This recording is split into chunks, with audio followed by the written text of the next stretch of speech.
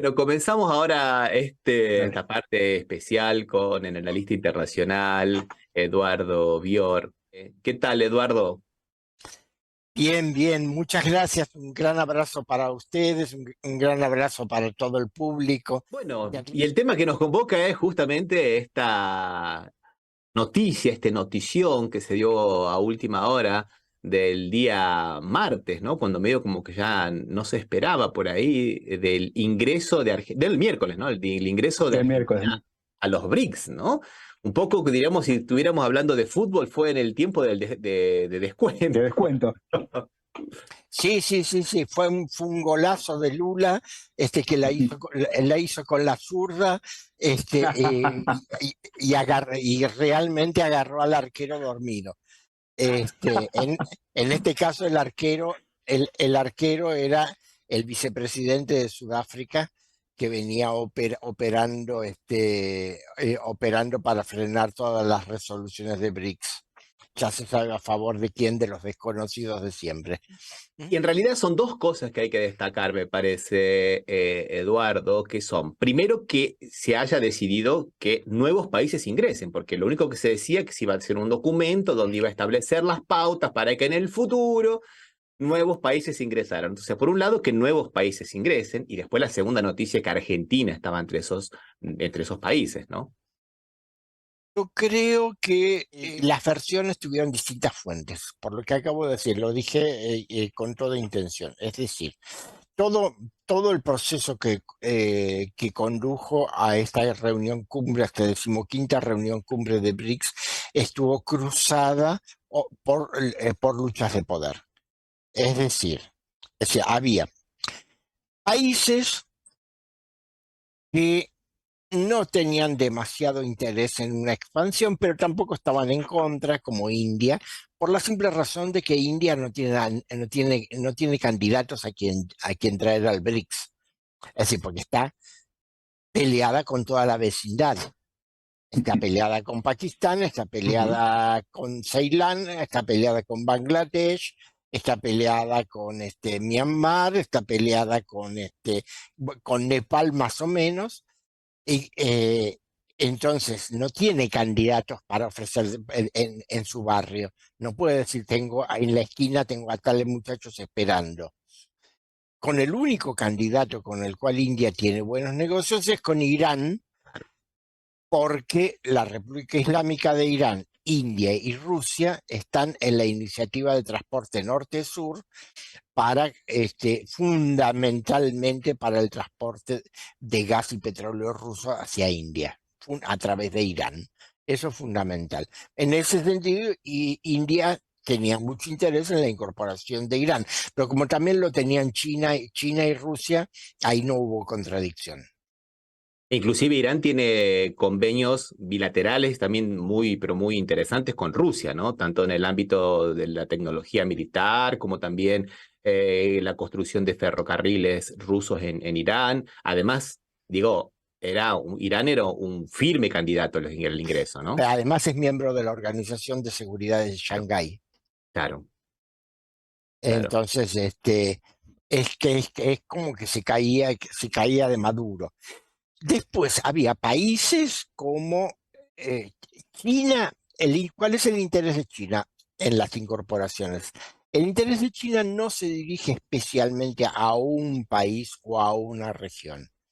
El interés de China es tener equilibradamente representación de todas las regiones del mundo dentro de BRICS, porque, porque forma parte de la concepción china sobre lo que el BRICS puede aportar, que es el sumar pilares en cada región para tener una arquitectura de gobierno mundial, es decir, donde desarrollen las relaciones internacionales de acuerdo a las reglas de la Carta de las Naciones Unidas y del derecho internacional, no como dicen los norteamericanos, un orden mundial de acuerdo a reglas, y cuando les preguntaste dicen después te las explico. Este, claro, si a mí los norteamericanos me hacen acordar a Groucho Marx. Sí, estos son mis principios. Si no le gustan, tengo estos otros. No, eso es Bien, interesante porque lo que vale para Ucrania no vale para Malvinas, por ejemplo, ¿no? obviamente. Y así en todos los casos. Es decir, lo que vale para para el libre comercio en los países del sur global no vale para exportar algo a los Estados Unidos, por ejemplo. El interés de China hasta cierto punto era relativamente independiente de países individuales. Por supuesto, China tenía un gran interés en que entre Argentina porque quería fortalecer el bloque Argentina-Brasil. Es decir, porque el bloque Argentina-Brasil es un contrapeso hegemónico enorme dentro del continente americano. Rusia, bueno, Rusia tiene determinados intereses específicos.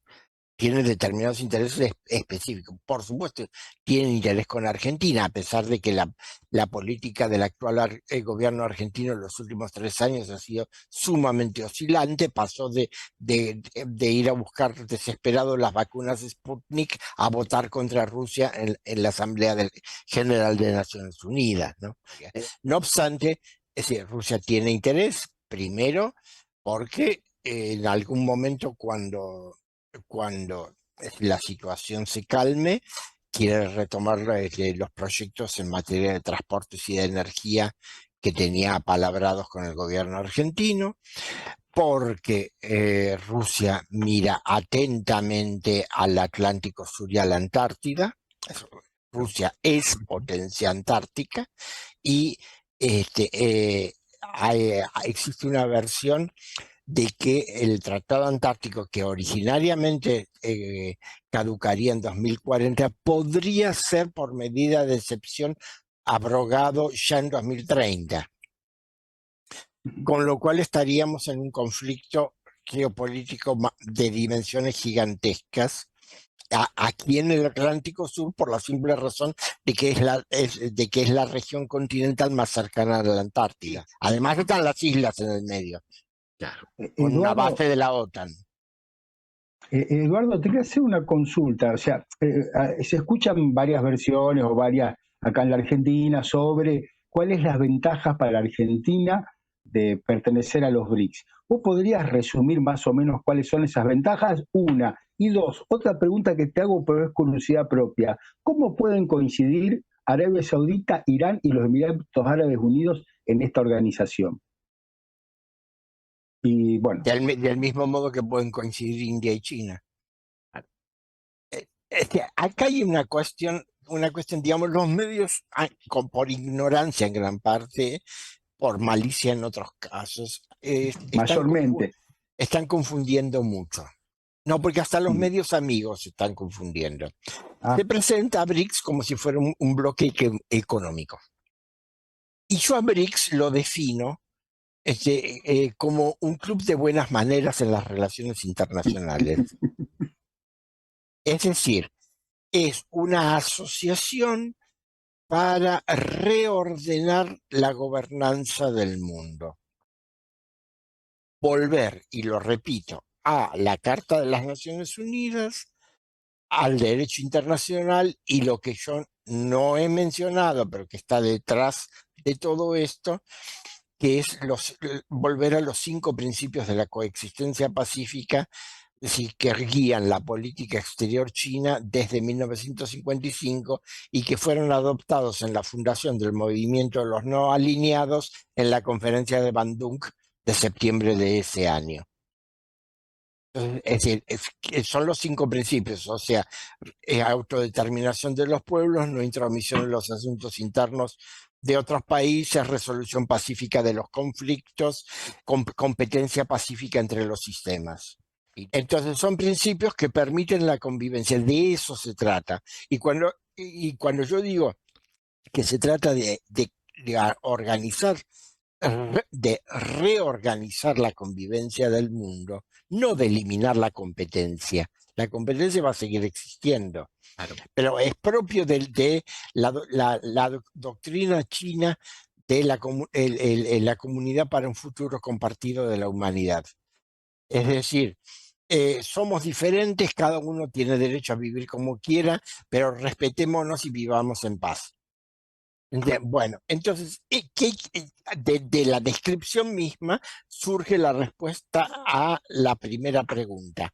¿Para qué le sirve a Argentina estar en la cabina de mando de la locomotora del tren del futuro?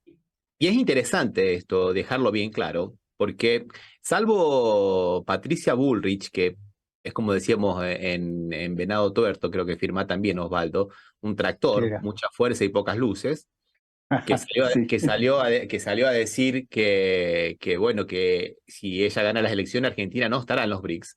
El otro candidato no come vidrio, que es Milei. Dijo, bueno, no vamos a hacer negocios con los comunistas, pero si los empresarios quieren vender, que Privados vender lo lo que hacen, quieran, ¿no? si los privados lo hacen no hay problema. Claro, Sí. o sea, Claro, claro, lo que pasa es que hay que enseñarle a Milei que, que ningún empresario se larga a comerciar ni en el más amigo de los países si por lo menos el consulado no lo ayuda. bueno, Claro.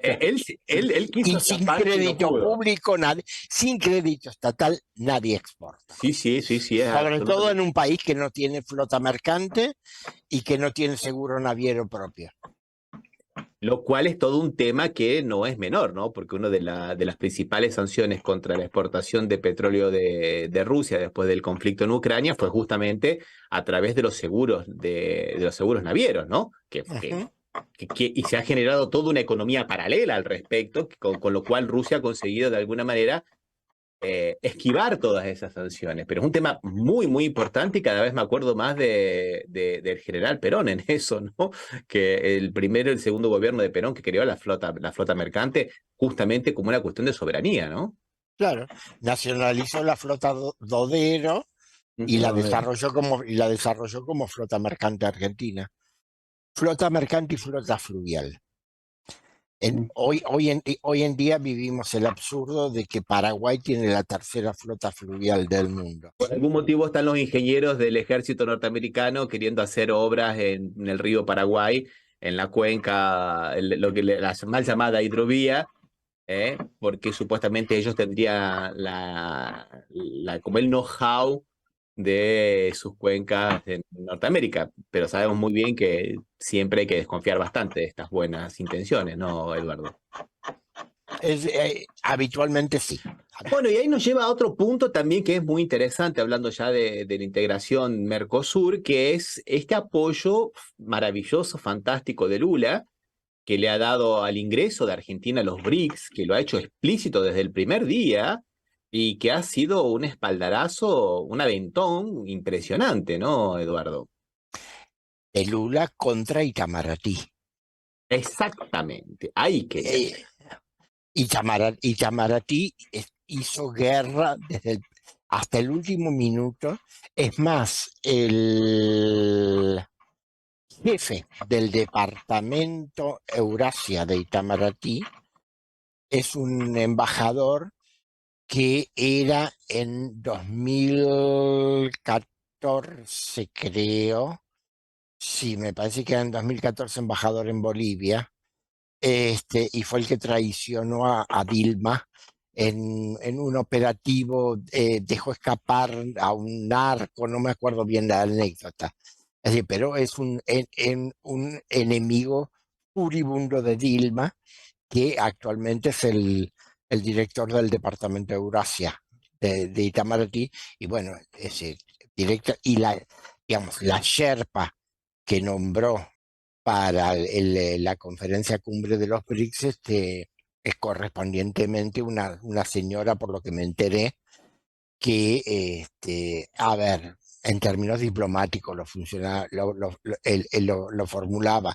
Bueno, no va a pasar nada, va a haber solamente una declaración de intenciones, no se va a dar incorporación a nadie, etcétera, etcétera, etcétera. Aclaremos que Sherpas son estos funcionarios diplomáticos, digamos, no de segunda línea, pero son los que están los que están trabajando, digamos, los que llevan. Muchas veces son embajadores. Sí, El sí, término viene De por similitud con Nepal. Nepal. De Cuando Nepal. cuando vos querés subir al Everest, necesitas un Sherpa. Necesitas O sea, Sherpas. es un vaquiano. Es un sí. vaquiano que conoce los caminos. En el caso de los Sherpas son diplomáticos que especialmente tienen un conocimiento de los diplomáticos de los otros países concernidos, con lo cual tienen un mejor trato, mejor relación personal, etcétera, etcétera. Así que, digamos, se ha verificado exactamente una repetición de lo que en sus gobiernos anteriores Lula hacía con Marco Aurelio García. Ahora con Celso Amorín hace una política exterior paralela, lo cual es un problema en todo país, por supuesto, pero bueno, es la forma de conseguir, de alcanzar objetivos. En función de tu experiencia, Eduardo, ¿por qué pensás que tomó esa actitud Lula? ¿Por alguna razón de amistad con la Argentina, por un fortalecimiento de un Mercosur o por el propio fortalecimiento como figura externa de Lula? Externa e interna. Ah. A ver, Lula está aplicando lo que el bueno de Gramsci llamaba la revolución pasiva. Es decir, que Gramsci lo utilizaba para explicar cómo las burguesías de Alemania y de Italia en el siglo XIX, que no habían estado en condiciones de hacer revoluciones internamente, a través de la política exterior, creaban las condiciones para establecer su hegemonía. Entonces, lo que Lula está haciendo es que, como tiene un gobierno altamente condicionado, y tiene una coalición con el enemigo prácticamente, lo que Lula está haciendo es cambiar el tablero. Es decir, cambia el tablero en el cual se da el juego y de ese modo cambia el peso relativo de los actores. Yo creo, Eduardo, siguiendo con esa línea de pensamiento, digamos, que lo dejó muy claro Lula antes de las elecciones de las PASO, cuando dijo que sería muy bueno para Brasil que en Argentina ganase las elecciones un partido que también promoviese la inclusión social. O sea, que sabemos muy bien que es un solo partido de los tres, ¿no? Exactamente. Porque yo calculo que él después de lo que ocurrió en el 2016, cuando vino este derrocamiento de Dilma Rousseff, pero también antes del golpe había venido la victoria de Macri. Acá en Brasil se vivió de alguna manera como un debilitamiento del Partido de los Trabajadores, como en la Argentina está viviendo la nueva política, la euforia de la nueva política, y eso también se veía acá con muy buenos ojos también, ¿no? Inclusive, entonces yo calculo que Lula tiene hoy más que nunca la convicción, creo que siempre la ha tenido, pero hoy lo siente en carne propia, que si a Argentina le va mal, a Brasil también le puede ir mal institucionalmente. Por un lado, está la necesidad de consolidar su poder interno, cambiando las reglas de juego, cambiando la ubicación de Brasil en la política internacional. Eso por un lado.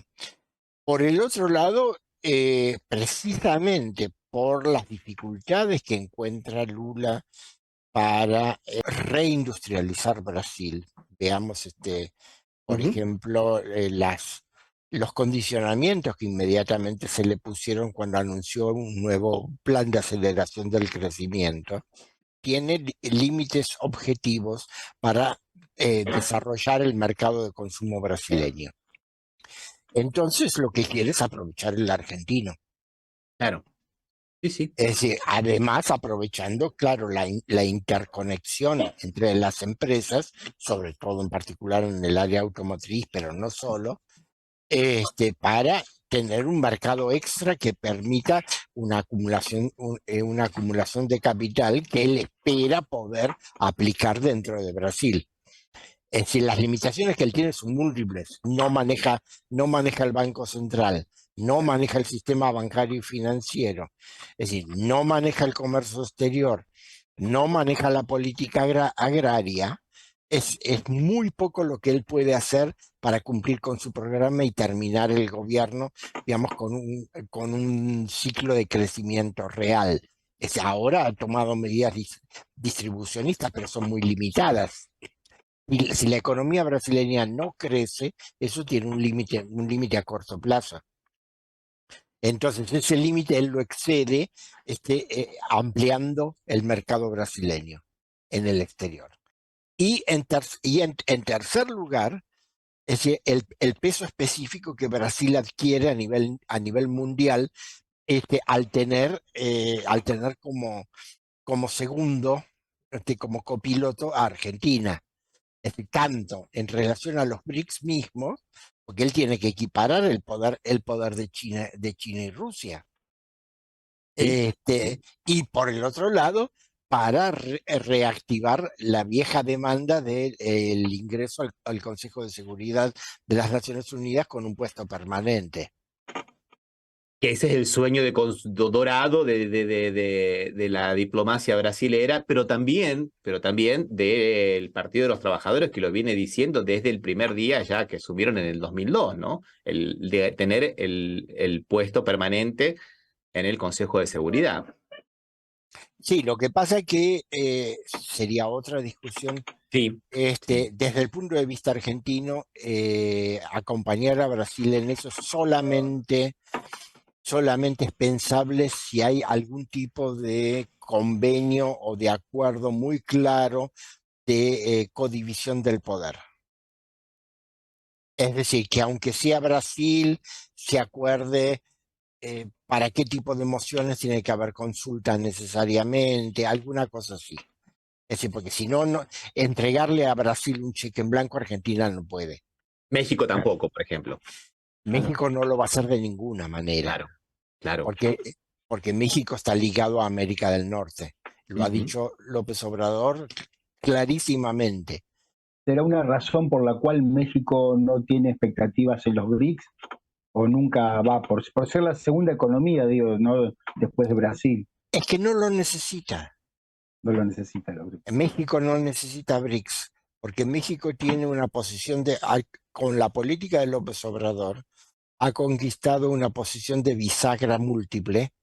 Es decir, es bisagra entre China y Estados Unidos. Gran parte de los conflictos que Estados Unidos y China no pueden resolver, por lo menos en el campo comercial, se los resuelve México. Es bisagra entre el bloque de América del Norte y América Central. Es garante de que a Cuba no le pase nada. Entonces, es decir, tiene una posición intermedia, arbitral, muy fuerte. Así es. Y ahora, hablando ahora ya un poquito también de otra posible razón geoeconómica de Brasil, a mí se me ocurre, ¿no? Que fue muy importante el hecho de que Argentina ahora disponga del gasoducto Néstor Kirchner, que le va a permitir posiblemente el año que viene, a partir de algunas obras, poder venderle a Brasil gas. El gas que le compraba Brasil a Bolivia se lo va a poder comprar a Argentina desde Vaca Muerta, porque se va a poder hacer, digamos, el gasoducto de Argentina a Bolivia. En lugar de traer gas, va a poder llevar gas y de ahí entroncar con el otro gasoducto a Brasil. Y eso para Brasil es fundamental. Bueno, hoy el ministro de Economía Massa anunció el llamado a licitación para la reversión del gasoducto del noroeste. Es decir, el gasoducto que hasta ahora traía gas de Bolivia hacia el área metropolitana de Buenos Aires, ante la caída abrupta de la producción boliviana, se parece que tiene un agotamiento enorme de sus yacimientos y no sé. Yo no puedo discutir, no sé cuánto es geológico y cuánto es político, pero la realidad es que Bolivia no está abasteciendo lo convenido, no puede. Entonces se va a revertir el gasoducto del noroeste y en vez de traer el gas del noroeste hacia Buenos Aires, va a llevar gas de la Patagonia hacia el noroeste. Y eso necesita mucho dinero. Una parte lo pone el Banades, que es el Banco Nacional de Desarrollo Económico de Brasil, pero yo me imagino que una parte importante la va a poner el nuevo Banco de Desarrollo del Claro. BRICS. Me estaba recordando algunas cosas para que nosotros entendamos un poco, ¿no? Que hace algunos añitos atrás, pero no tantos, ¿no? Durante el gobierno de Macri y el ministerio de Aranguren, ¿no? Argentina importaba gas que venía a través de Chile, ¿no? Que lo pagaba mucho más caro. Y a Entonces, través de la empresa Shell. claro, No por casualidad, porque Claro. Aranguren había sido el presidente regional de Shell. No venía solamente de Chile, venía de Trinidad y Tobago. Sí, venía, El exactamente. gas licuado venía de la central continental de Shell en Trinidad y Tobago. Entonces yo digo, si esta gente vuelve al poder, van a quedar de lado un poco los intereses nacionales y van a aparecer el interés de las corporaciones, me parece. Yo creo que Cuidado, a ver, aquí también están los intereses de las corporaciones, tanto en la política de Lula como más concretamente en la política de Massa, más que en la de Alberto Fernández. Pero el tema es que entre las corporaciones mismas hay también un desplazamiento y un cambio y cambios tectónicos. Es decir, específicamente en el caso argentino, hay una cantidad de empresas que están muy afincadas en el comercio con China. Sobre todo las empresas del sector agroalimentario, y de las cuales una es china, pero 3 son norteamericanas. Cargill, Bunge, son empresas norteamericanas. De ningún modo quieren perder el mercado chino. Y el mercado chino ahora se ha puesto un poco más peleado también para las exportaciones de carne, porque ha disminuido el crecimiento económico chino y hay otros países que están disputando el mercado chino. Por ejemplo, Rusia. Rusia está exportando productos agropecuarios a China. La reflexión es concreta. Si yo me voy del club de las buenas maneras, me quedo fuera del negocio. Además que Argentina es parte de la iniciativa de la Franja y la Ruta. claro. Hasta ahora no la aprovechó, pero es parte de la iniciativa. O sea, que puede contar con importantes inversiones chinas en infraestructura portuaria, por ejemplo. Y eso es interesante tenerlo muy claro porque Bolsonaro cuando asumió, de mañana y de tarde hablaba mal de China, pero sin embargo el comercio con China, las exportaciones a China saltaron de 63.000 millones de reales a 84.000 millones de reales al final del gobierno de Bolsonaro. En el caso de Macri es similar. Es decir, Macri congeló las relaciones políticas con China, pero mantuvo las relaciones comerciales. Y yo no creo que Dios no lo quiera, suba un gobierno reaccionario en Argentina, estén en condiciones de decirle a sus propios financistas, no, mira, a partir de ahora no vamos a hacer más negocios, ni con China ni con Brasil. La realidad del bolsillo manda. Por supuesto que si lo hace un gobierno nacional y popular, las posibilidades son más grandes de decirle estás haciendo ganancias, repartí. Exactamente. Recordaba un poco cuando asume Macri, había un proyecto que tenía Argentina por construir 2 centrales nucleares, una con tecnología Candú, que la financiaban los chinos, y la otra de China, y Macri detuvo todo. O sea, ese camino de ida y vuelta que habría, no es solo lo que puede mandar a Argentina, sino las cosas que se pueden incorporar y que también se van perdiendo, ¿no? Como en este caso las 2 centrales nucleares, que nunca se avanzó después de que se renegoció los contratos con Macri. No, y durante este gobierno también se paralizó por influencia norteamericana dentro del propio gobierno. Que nadie crea que el ingreso a BRICS implica que, suponiendo viene Massa como presidente y dice, a partir de ahora vamos a construir las centrales nucleares, vamos a desarrollar tal cosa con China, No, porque la embajada norteamericana sigue estando y la Cámara de Comercio argentino-norteamericana sigue estando. Pero ese tipo de cosas, justamente por lo que yo explicaba de revolución pasiva, es decir, se pueden sortear, eludir los conflictos a través de una arquitectura diplomática que te permita establecer determinados proyectos supranacionales. Si, por ejemplo, en el marco de BRICS, del nuevo BRICS, se establecen determinados proyectos de infraestructura, de transporte o lo que sea, ¿quién va a poder impedir que como parte de esos proyectos en Argentina se construya tal o cual puerto de aguas profundas? Claro. No te iba a decir, ¿no hay un proyecto de China para hacer un puerto de aguas profundas en Tierra del Fuego? O que también era un poco, debe estar atado un poco a lo que vos decías, Eduardo, sobre la importancia de la Antártida en un futuro, ¿no? Cuando se termine el acuerdo. Hay un proyecto muy antiguo que, digamos, que está a medio desarrollo y nunca se continuó, que es el puerto de San Antonio Este, de la época en que existía, de que existía el hierro patagónico de Sierra Ah, Grande, que ahora sí. está paralizado hace muchos años. Es decir, ese puerto es naturalmente de aguas profundas, lo que Ujú, necesita es la infraestructura portuaria. claro, sí, sí, sí. Pero no se ve ningún proyecto posterior. Tendría que revisar, hay tantos, a lo largo de los años se han ido sumando y dejando de lado tantos proyectos que Sí, sí, sí. tendría que revisar a ver cuál existe hoy vigente. Bueno, Eduardo, bueno, nuevamente ha sido un gusto poder conversar y le agradecemos muchísimo la deferencia, el tiempo que nos ha dedicado y bueno, de todo corazón, como siempre, las puertas están siempre abiertas, ¿no? No, muchísimas gracias a ustedes. Realmente siempre es un placer charlar con ustedes y yo creo que es fundamental empujar la discusión sobre este paso que es un paso histórico. Es decir, no hay que confundirse en dos sentidos. No se resuelven todos los problemas de la noche a la mañana. Y este no es solamente un acuerdo de integración económica. Es fundamentalmente el ticket de entrada a la cabina de mando de la locomotora del largo tren del planeta hacia el futuro.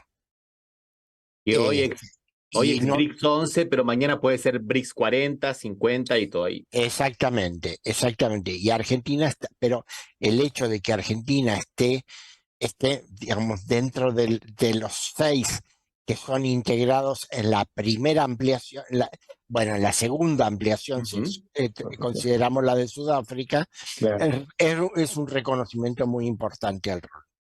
Entonces, eso implica responsabilidades, eso implica generar, generar líneas de trabajo diplomáticas sobre ese tema. Es decir, no puede ser que Argentina no haya mandado a nadie a Sudáfrica. Chisme, Cancillería, todavía hace una semana me decía, ¿para qué vamos a ir? Qué locura. Qué locura. Ah, Cuando otros presidentes que no tenían esa, digamos, expectativa de ingresar fueron, por ejemplo. claro, si fue Díaz Canel, fue Díaz Arce. Canel. Es Fue decir, antes. si vos tenés reunidos a Claro. 67 jefes de Estado y de Gobierno, Sí. por lo menos anda con el tarjetero. Ujú. ¿Viste? Repartir tarjetas. Claro, a decir, vendo Estamos acá. barato. Si usted Estamos acá, necesita, estamos si usted acá. necesita 3 churrascos, aquí tiene, tome. Es decir, por lo menos eso. Sí, sí, sí, Pero sí. no Sí, se hizo ni eso. Qué triste, qué lamentable, pero qué lección para el futuro, ¿no? Qué lección para el futuro, porque también, además de traer un gran beneficio para Argentina ingresar ahora, también es un gran riesgo, porque sabemos muy bien que el gran país del norte no se va a quedar quieto y va a articular diplomáticamente con su soft power y con todo eso grandes, digamos, esmerilamientos y demás, ¿no? sí. Por eso a mí me parece muy importante una cosa que es paralela, que no tiene nada que ver con BRICS, pero que va en el sentido de lo que estamos hablando, que es la reunión de comandantes de ejército que convocó el ejército brasileño ahora, es decir, Buenísimo. donde está casi toda América del Sur, excepto eh, Chile, Ecuador, Colombia y Venezuela. Todos los demás países, incluido Guyana. Es para crear confianza, no va a salir nada Exactamente. específico de allí, pero son medidas que aceitan las vinculaciones. Quizás en algún momento podemos volver al Consejo Sudamericano de Defensa que había en UNASUR. Ojalá. Y eso son los complementos necesarios para este tipo de procesos de integración mundial. Muchísimas Bueno, gracias. Un abrazo, Eduardo, hasta la próxima. Un fuerte abrazo, será hasta la próxima.